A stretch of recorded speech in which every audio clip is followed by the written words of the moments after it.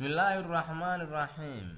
Iyadoo casharo fara badan aan soo qaadanay waa Somali Star Online Training. Imtixaankii baana dul saaran oo imtixaankii baa nagu soo dhow oo casharadii aan soo dirnay qaybo ka mid ah dib baan ugu soo celinay ee plus-ka iyo hardware-kii. Iyadoo casharo fara badan aan halka ka soo faa'iideysanay maantana overview hordhac baan ka samayn doonaa network hardware-ka uu leeyahay network-ga. We need to begin with some hardware on our network. See figure. The most obvious example of which is a PC. There is usually no problem link together supposedly incompatible system. For example, it's quite feasible to work on PC running Windows 2000 well. Your data and program are stored on the corporate mini computer running different operating systems such as Unix or Linux or one of their close relatives. There is really corporate networking, and the fact that you are using non-PC platform to store your data is handled by the networking software and hardware. All you see, for example, is another drive letter on your computer might be forward processing, and that is it, client and server. Okay, iyadoo cashirka marka la fahmo oo aan arkayna client iyo server uu noo sharaxayo. Client waa customer, server waa kii customer-ka u adeegay. Okay, mar walba client iyo kuwa noqonaya server ka qaadanayaan way. Networks have two categories. Wuxuu leeyahay laba qaybood oo computerada lagu isticmaalo. Those access kuwaas oo awood u leh network resource, macnaha kheyraadka networking ka buuxa. Clients waa macmiilka ah, and those are provide wuxuu qaadanayaa the resource, wuxuu ka qaadanayaa resource marka service oo adeeg oo kala ah server ka qaadanaya. Okay, sawirkaan arkayna iyadoo cashirkan imtixaankiisii uu dul yaalo oo imtixaankiisii halkaas su'aalaha iyo jawaabaha ku arki doontaan. Waa ka network fundamentalist ama network hardware-kiisu eegyahay. Okay, ardayga markuu aad uga faa'iideysto ayaa casharadan hore aan u soo qaadanay. Ma nagu cusba casharadan, dabcan inay ku cusub yihiin naguma cusba. Waxaan arkaynaa kaliya hordhaca sida imtixaanku ku imaanaya. Mar walba sawirka hadda aragto, okay, on PC or other computer system that makes use of network resource. Computerada isticmaalaya networking-ka is client-ga ah oo macmiilka ah. In the old days, waayadii hore, we might have to call them waxaa loogu yeeri jiray workstations, but laakiin correct modern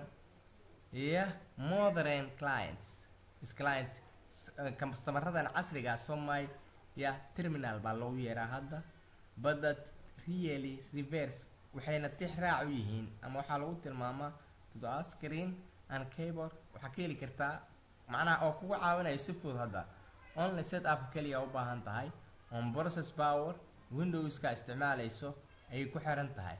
Use for working, shaqada uu ku shaqeynayo with mainframes and mini computers that do all thinking for you. Okay, client is server baranay. Client waa kan customer-ka noqonayo qaadanayo, server-hana waa kan adeega bixinayo. Wax walba aad u baahataan ama company walba weyn aad aragtaan waxaa u shaqeynaya server-yaal oo siinaya computerada kalena waa client kula shaqeynaya. Daatada marka automatic waxaa u keenayo server-ha keenaya. Server-hana waa kan marka server manage all network. Server wuxuu manage gareeyaa u share gareeyaa resources, waxyaabaha lagu keydiyo daatooyinka. Small network uu asoo yareeyo loo yareeyo lagu shubo, kadibna may have only one server. waxaa lagu isticmaali karaa server-ha kaliya ayaa wuxuu u qaybinayaa share siinaya computerada.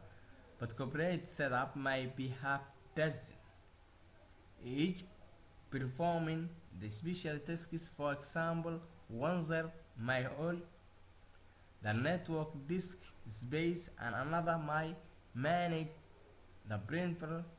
The third server may provide access to the internet while also acting as a firewall to keep out unwanted hackers trying to probe around your network.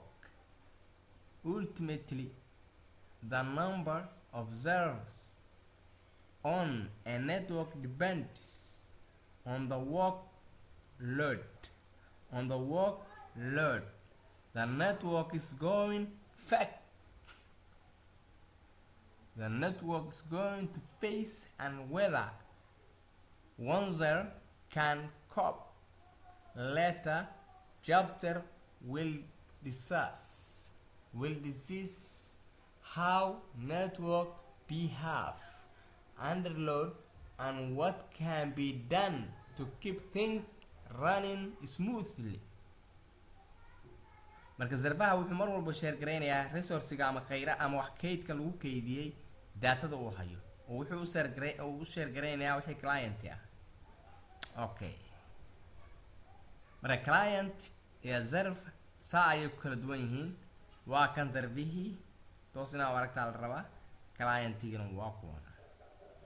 marka mar walba daatada uu share gareynayaa kuwan uu siinayaa, kuwan daatadii waxay ka qaadanayaan zarfihii. Okay, iyadoo cashiro fara badan ay nagu soo socdaan oo hadda tilaabaan si arki doono. maanta waxaan qaadanay cashiradii A plus network ahaa isugu jiray, iyadoo cashiro fara badan ay nagu soo socdaan, imtixaankiina una dul saaran yahay. marka cashirkan waxaa tartiibta loogu aqrinayo horaa loo soo qaatay, kuwa live kuwa online kaba horaan usoo gelinay.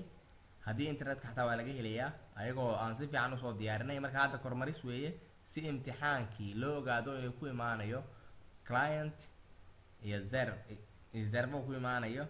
cashirada A plus-ka waa kuwa ugu muhiimsan aan qaadan doono, waana very important. sidaa darteed fi amaan allah, wassalaamu calaykum waraxmatullah. cashiro fara badan oo kale aan ugu soo socday, sidaa darteed fi amaan allah, wassalaamu calaykum.